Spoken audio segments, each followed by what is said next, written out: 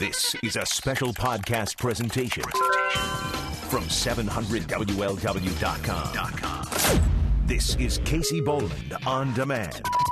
Money-wise and retirement-wise and planning-wise, Casey Boland of Hingo Capital Management. When it comes to the decision between a dividend-paying stock and bonds, for the past several years, certainly dividend-paying stocks have made a lot more sense.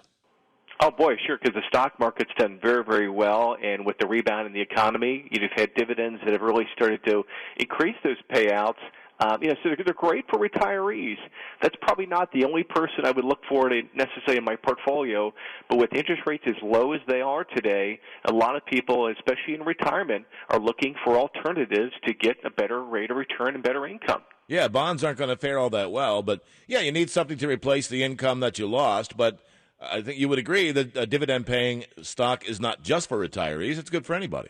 It really is, because when you look at going back into the 1970s and you look at the stock market and you look at the makeup and say, well, here's the return of the dividend-paying companies, here's the return of the non-dividend-paying companies, and by far, dividend-paying companies have had a much better return overall, so it's great for retirees because you get a paycheck, as well as for people who are looking pre-retirement, you get a paycheck, but if you don't need that paycheck, reinvest it, and you get growth of those assets as well. Yeah, if you do need it, it probably helps you maintain a budget.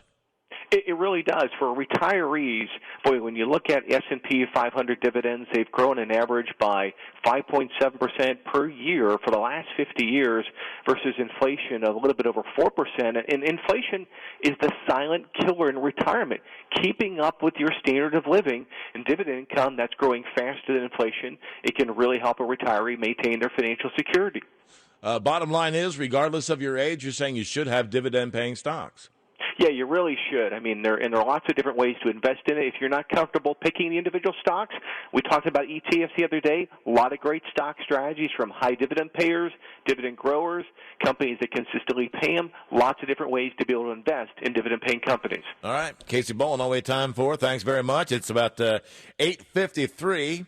Scott Sloan comes up here at the top of the hour, and what he has out of the chute momentarily. 700 WLW. WKFS HD2 Milford. Weiler.com.